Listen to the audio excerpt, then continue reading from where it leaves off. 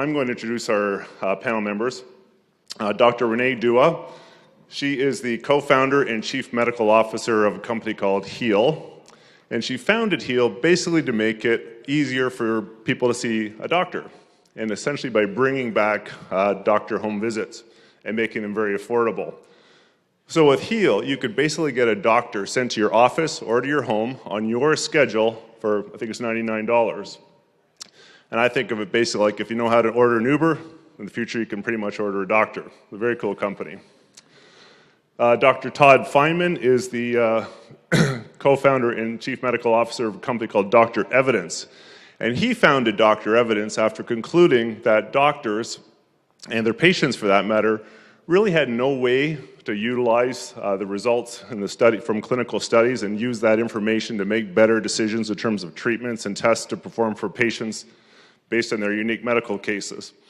So Dr. Evidence has a platform to basically make evidence-based medical decisions, and they really aim to revolutionize how these medical decisions are going to get made in the future. Another very cool company. And Mr. Dave Skibinski, you take my seat? I didn't know. Sorry. That's all right. Dave is the president and chief executive of a company called SnapMD. SnapMD gives healthcare providers really a new way to engage with their patients using a very easy and affordable telemedicine platform. And the way I would think of it, it's kind of like a WebEx for healthcare, where patients can interact with their healthcare providers using their smartphone, a tablet, a PC, all of course very secure, HIPAA compliant, and all that good stuff. So with that introduction, let's dig right into it. So Renee, why don't we start with you? If you think about the medtech space, what is it about this space at this time that makes it so ripe for disruption? So, nice to meet everybody, by the way. I think these are some exciting times in the healthcare space.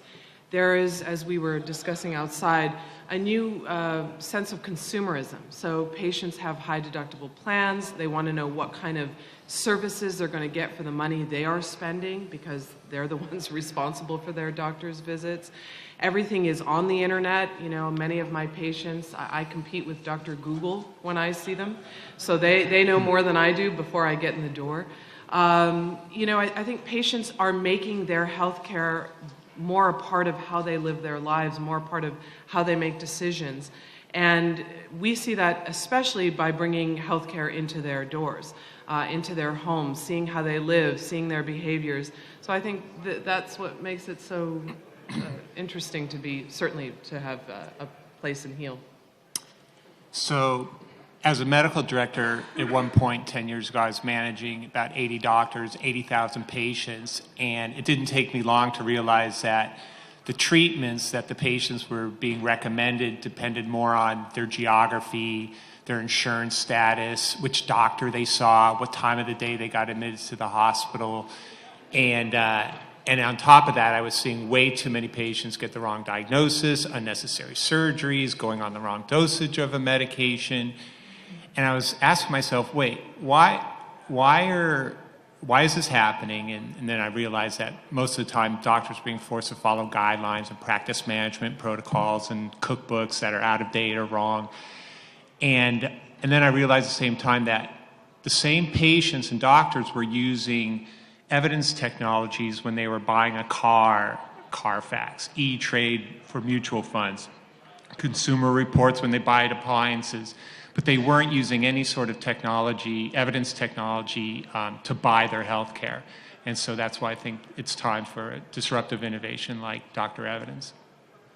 And I would add that it's an interesting time in healthcare because the clinicians, the physicians themselves, all of whom are pretty bright people, and the other people that run health systems are looking for ways to innovate, to either differentiate their offering or take back control of their careers. And one of the things that we have found interesting, and we've been in market for just over a year, about a year and a half, is that we have over 25 clinical use cases on our platform where clinicians are identifying where this technology can be leveraged, how it can improve care, and how they can actually make money at it or save money as a cost avoidance strategy. And they've gotten very creative in how to deploy the technology. So, given that the whole theme of this conference is around recurring revenue, how are each of you poised to grow your recurring revenue businesses? And what are those key levers that you're focused on? And how would you describe the relative importance of acquisition versus retention versus trying to grow your share of wallet? Dave, why don't we start with you? So our business is a true business-to-business model. We are strictly a software company. We do not employ physicians to provide care. We license our platform to medical groups, healthcare systems, and hospitals so that they can deploy the virtual visit. The way that we are poised to grow our business, especially in the first 2 quarters, and we've made a shift, up until fourth quarter, we were focused on building muscle memory in the company, getting a lot of smaller clients and a lot of use cases to prove the feasibility and the utility of the technology. But we anticipated, which we are now seeing, that the market is beginning to mature and the early followers and earlier adopters are beginning to enter the market. And so we've done 2 things. Number 1, we've shifted our focus to institutional-sized customers because we anticipate the user base will be significantly larger, leading to more recurring revenue. And then second to that, to help that happen as a young company, you're always looking to build market credibility. And in the last 6 quarters, we developed a robust channel partner program. And we now have 12 major partners that have signed on to become resellers, both at a sales agent as well as a VAR level. And that should help us drive ourselves deeper into the market. Our company was originally B2C, going after consumers, and early on we realized it was really difficult to create some sort of subscription model, recurring revenue model. So the infinite wisdom of our board turned off B2C and we went B2B, and now we license and sell our platform to large drug companies, medical societies, insurance plans, and the recurring revenue model has kept us in business, basically. We go in with a master service agreement, and once they become addicted or adopted to the platform, they have to renew it every year because they're using it, and we're the only game in town. We're the only digital evidence platform, so once they use it, they have to continue using it. The good news is we are going back to the consumer B2C space, and we're creating a virtual doctor that we hope will displace and replace WebMD, and you can imagine how that would be a recurring revenue model too. So the model at Heal is a little bit different from everything that's been discussed. We both want to own our supply, and we want to, of course, have relationships with our patients. Our doctors credential with us, they work for us. It's kind of a unique opportunity as a doctor so that they don't have to build a practice. We're doing that for them. We're dealing with all the caveats to having a practice, all the stress about having a practice. And then more importantly, they're working directly with patients, and they're establishing rapport and very involved relationships with their patients and their families. Heal launched in Los Angeles a year ago, and we have since then spread throughout California from San Francisco down to San Diego. In that time, initially we were taking $99, but now we are in network with various PPO insurances. So that means that you're able to use your insurance for yourself, for your children, to see our doctors. And that means that we can help you with urgent care needs, we can help you with primary care needs. We poll our patients after the visit is done, and they tell us some interesting things. 40% of our patients are already repeat users for either themselves or a member of the family. Over 60% of our patients tell us if it wasn't for us, they would have gone to the emergency room. So once again, I think it's a good word, that the habit is built that, gosh, I don't need to leave the house, or the kids need school physicals and I don't have time to get this done. I only have time at 2 o'clock on Saturday. You've got a unique case situation where the doctor's coming to you on your schedule repeatedly, and developing a relationship with you and your family so that you don't feel that you need to go anywhere else for your health care. Renee, you were telling me on the phone last week that some of your customers were a little bit of a surprise to you, especially in the different markets. Yeah, it's been pretty interesting because I also do house calls for Heal, and I take a look at all kinds of things, quality control, how we're operating, what we can do better. And privacy is such an enormously important thing in the healthcare industry, and one that not everybody understands how to respect or take seriously. The number of celebrities, or maybe they think they're celebrities, that use our service is unbelievable. There's been more than one house call that I've personally done where the paparazzi's standing outside trying to get information from me. So I've been very impressed. Very, very small children, special needs, the elderly. Can't navigate the city. It's too difficult to get, an appointment with their physicians. This is a big one with the Affordable Care Act. So it's been very interesting to see that. The medical industry is sometimes known for its inertia, maybe a little bit less resistance to change. What have you found are barriers to adoption, be it from patients or healthcare providers to your business? Todd, maybe we'll start with you. Well, in the B2C space, the patient doctor space, the number one barrier is just this cultural phenomenon in the world, especially in America, where patients have been trained, brainwashed to believe and follow whatever their doctor says, as opposed to using data, evidence, the scientific method to make an informed decision.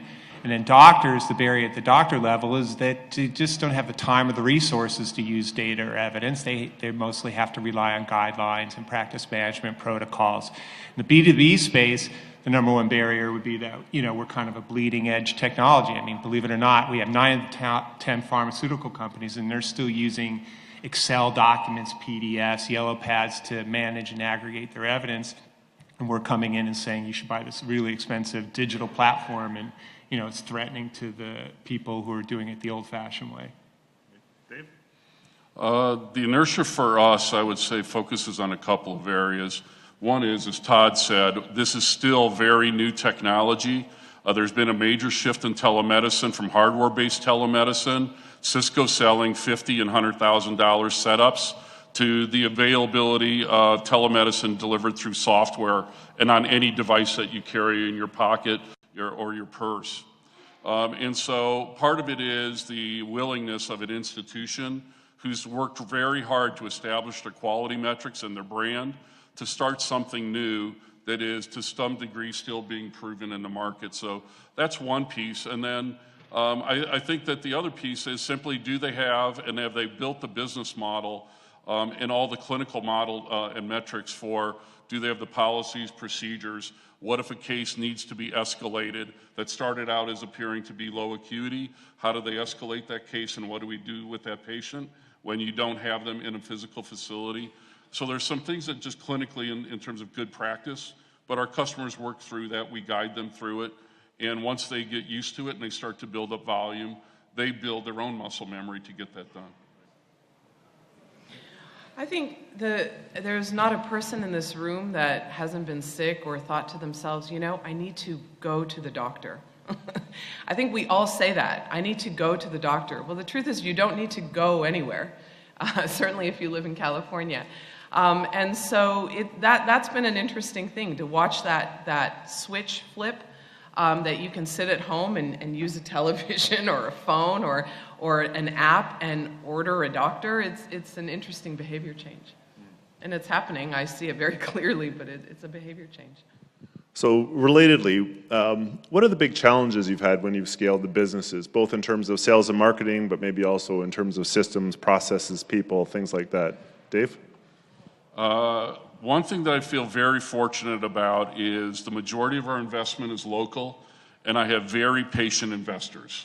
We've raised about $6 million thus far, and they understand that, as I said earlier, these institutions don't jump in with both feet and say, we're going to start treating our hemophiliacs via telemedicine tomorrow. Every one of them, the major challenge has been, number one, to get them to understand the technology, the limitations of the technology, and that there's a lot of working components in our solution. For instance, has your IT staff set up your network to allow the clinicians inside of your system to have access to this? Because they've used filters and security settings to block YouTube. And yet the settings actually look at our video feed as though it's YouTube. And so we actually have to educate them, the the IT staffs on how to set up the networks to handle all of this. We have to educate. I was with the customer online the other day, a year-long customer, about the user error, and that the users aren't used to doing this yet on the clinical side. So there's a lot of training that has to be done, and we focus a lot of time to over-service our clients to get them the training they need to be successful. Todd? I'll focus on the B2B space. So our clients include medical societies. The big barrier there is that they want to adopt our platform, but it's cost prohibitive. They just don't have the necessary resources to adopt a digital platform like ours, but American Heart Association is and other societies are. So they have to get used to the concept of partnering with other entities that can afford to build the platform, and that includes, working with drug companies and other entities that they're, get the wheelies with, when they partner with them, and then the drug companies and the manufacturers, they can afford to build it, but because it's a very robust and semi-analytical platform, they have to get more engaged. They're used to just triaging their evidence projects out to vendors and signing off, and they have to be more engaged with us and architect the evidence platform with us. And then the payers, like Kaiser, they just have to get used to the concept of that their guidelines that they've created for years are out of date, and that they have errors in them, and that they have to tear them apart and start over and use our evidence platform to do that. So there's just a lot of change in mentality that has to occur. Renee? I think the biggest challenge at HEAL is really keeping up with our growth. I remember a year ago when we were excited about 10 patients in a week. And now, oh my God, there are 10 patients in an hour that need to be seen, and they're throughout California. And so it's a great challenge to have, but it's a challenge no less. Is your constraint more on the doctor side or the patient side? What ends up happening is the doctors are available, they'll get in the house, and then the patient will say, while you're here, can you see the 3 kids too? And, we've already got people in the pipeline waiting. That's a pretty common scenario, actually. Cool. Having personally been involved in a bunch of early stage companies, sometimes things don't always go as planned. Have you had to do any major pivots in your business? And if so, how did those turn out, Dave? We made a major pivot. We are actually a spin out from the Masters in Medical Management program at USC. I have an MBA from there, and I was volunteering for one of my old professors. And the kernel of the idea was taken from a physician who was running a children's hospital emergency department at the time. And when we took the idea from him, we thought, how great, there are only 220 children's hospitals in America. Wouldn't it be wonderful if every family in America had access to the best expertise in pediatric care? What we did, as my old professor Tom O'Malley taught me, we went out and did phantom sales calls and rapidly found out one of the first questions every CEO asked us was, whose brand is going to be on this? And so our initial model was to build a national network for the children's medicine across the country, but every children's hospital CEO wanted their name on the application.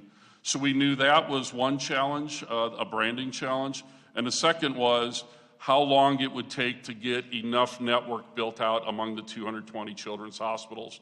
And we quickly realized it would take, the sales cycle would be so long, the company would collapse. And so we quickly changed our shift over to become strictly a software company and a private label vendor to the institutions. There was an appetite for telemedicine, but they wanted to control it locally, and so that's the model we adopted today. Renee? Pivots. We haven't been around all that long, so I can't think of any major pivots. Right now, we're just focusing on perfecting the house call. Okay. Todd?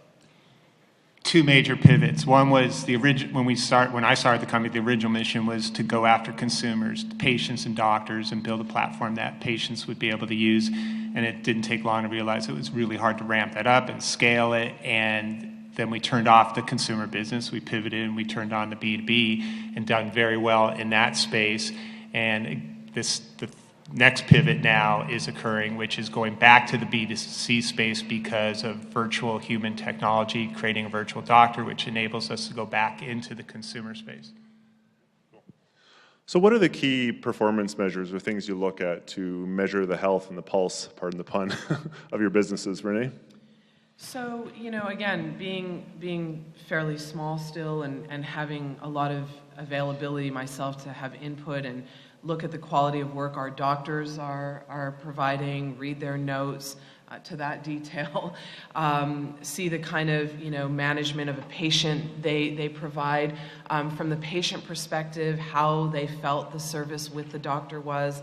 Are they able to build a relationship? I see patients doing things like requesting the same doctor over and over, and that gives me a lot of peace of mind that, in fact, that relationship is developing. There's lots of, small ways in which I'm able to sort of survey all kinds of our quality, our competency, that sort of thing. Dave? In our case, I'd say we probably have 4 bundles of metrics that we measure. One is our sales and marketing pipeline. We watch that very carefully to see that the types of leads we're getting, and we've got a number of metrics in there, everything from qualified leads to have we done a live demo, have we produced a quote, things along that thing, the typical things any sales channel would have. The second is onboarding clients. It is critical that we are successful in getting them on board, and because we can turn features on and off, making sure that the application from day one starts appropriately. We have a series of metrics there. We, of course, have a series of financial metrics, the standard ones you would expect in a SaaS company, from the number of seats of software we've sold, and we've got a couple of models there, and what the professional service and other recurring revenue streams that we've built into the model, and ensuring that those are growing. And I would say that those are probably the 3. And then the fourth one, we spend over 2/3 of our budget on trying to stay ahead of our competition in technology development, and we're being pushed very hard to adopt a lot of the new technologies, including things like Todd's company's doing, and avatars and things of that sort. So we're continually writing new code. We release new code every 2 weeks. So we have very hard metrics on how we're writing code and what the release schedule is and the ability to successfully release code. At the patient level, it's obvious if the patient had a good outcome based on using evidence, avoiding unnecessary surgery, et cetera, that's an easy metric to measure, and then referrals. For our corporate clients, we tend to do a lot of land and expand in these companies. So if we go from the department that we're in, let's say it's marketing, and we end up in the economic department, or we end up in the health and analytics department, then we know we're doing well there. And then the ultimate testimonial from a client is that they used the platform, they used it for an FDA regulatory document or to create a dossier, they used it to, for some marketing campaign, then we know we've done our job. And in terms of we watch the legislature a lot. If there's any new congressional laws or mandates coming down that are saying, hey, payers, drug companies, manufacturers, you've got to show up with evidence. You can't just show up with opinion-based articles. You've got to show up with data. Then we know we're heading in the right place. Good. So Dave, you mentioned patient investors, and it's great to have patient investors. When you think about the investments you'd like to make, how do you go about evaluating those, and what are the key investments that you'd like to, if you could, make in your business? In our case, again, it's about software development and introducing new features. We have a 4-person team internally. Our director of product development, actually we've expanded it to 5 now. Our director of product development, we have a business and customer needs analysis person in place now. Our CTO, our COO, and myself. We have a meeting once a week where we look at the pipeline and measure what we're doing in terms of software development and meeting our release schedule. But more importantly, every 2 weeks, that team, we monitor the kinds of queries we get during customer demos and from our CRM system. We're able to see the types of things and the feature sets that customers are asking for, and we're very nimble. We work on about a 2-quarter cycle in terms of software development, but we literally can adapt and add things in every 2 weeks if we need to. What was the question? Just around investments. Investments, How you evaluate okay. them and what investments you'd like to make. Yeah, so our primary focus on future investments would be one with the virtual doctor, the avatar technology that we're developing with USC Center of Body Computing. And the other big investment we'll be making is getting into the big data space, which is also known as real world evidence. We deal mostly with published studies or unpublished studies, but there's all this data that's buried inside electronic medical records and billing registries and stuff like that. So we're going to definitely have to go there and bring in that data and analyze it. Renee? So we are investing the majority of our efforts into making our app more and more sophisticated and making it more and more consumer friendly. You know, like everybody else, we have developers who work tirelessly to create a product that's seamless, easy to use. You know, it's an amazing technology that at this point you can take a picture of your insurance card. We'll calculate your copay real time. If you're in the deductible period, we'll tell you real time. We'll charge you. You know, our app will have billing features so that you, as a patient, are never dealing with the insurance company yourself. We're trying to handle a lot of it for you. You know, in terms of scaling and growth, how to get to visits faster, be more efficient on the routes, you know, dealing with route density. Those are all our investment. Excellent. All right, I see we only have a couple minutes left, so we probably have some time for some questions. Yes? Thank you.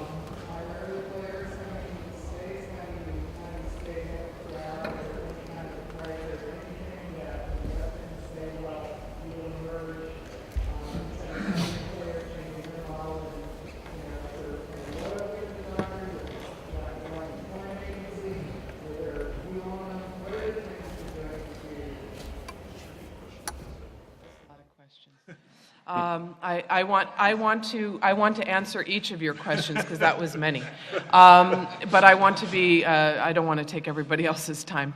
So, in terms of, we are building a brand, and are there competitors? I am sure. Are they doing what we're doing? I don't know. I do hear about a group in Austin. I've heard about a group in the Bay Area. Everyone in this room may have heard of Pager, who seems to have changed their model a little bit, and I thought they were doing what we're doing, but now I'm not so sure. The biggest difference with Heal is that we are a primary care provider. So that means that if Dr. Salama, who happens to be texting me right now, and she has an issue, is taking care of children, she has her own practice at this point. Dr. Salama's been working with us since we started. And she, as her practice grows, she's not going to want to leave her patients just the same were she to have an office setting, right? And were she to say to me, well, you know, geez, Renee, I like Pager better. What can I do? That happens at Kaiser every day. That happens in private practice every day. I don't think that's going to happen. We've made it so seamless for Dr. Salama to just practice medicine. We've dealt with all the miserable details of running a business for her. So there would be no reason to leave. As far as, you know, one of the things I love most about Heal is our brand. Everybody we hire, whether they be a developer, a doctor, a medical assistant, goes through training. We spend a lot of time talking about etiquette in the home, how to, you know, bedside manner, how to document in the home setting. It's a totally different experience from that perspective. And again, I do these house calls. I go out and I see what our doctors and medical assistants are going through. So we are very focused on that brand. We want this to be the Heal doctor, the Heal brand. And as we grow, I think that's happening.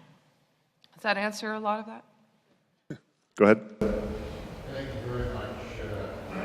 Great panel. Appreciate it. Dr. Dua, the service you provide is absolutely fantastic. My question is to the economics. $99 per patient per household. Can you share with the group, are you profitable? Find your way profitable? Let's talk a little bit about that. Yeah. So when we first launched Heal, we were $99. Now we are in network with many PPO insurances, and as our service is growing, our insurance use cases are growing, and those are profitable visits, so that you understand. The codes and the necessary, maybe evaluation and management codes, these are all old things that we use to bill, and we do bill. So yes, we are on the way to profitability. And as each city grows, we're incorporating the care of the entire family. So the key to this business is what I said before. We'll go in the house to see Mrs. Smith, and Mrs. Smith says, while you're here, can you handle everybody's flu shots? And on Sunday, Mr. Smith needs his physical, and we just start incorporating the care of the entire home. This is great from not only the profitability aspect, but it's great patient care. Mr. Smith's been ignoring his physical exam for 3 years. He probably has hypertension. Now we know, right? So it's great medicine, which turns into great business. This question is to the entire panel.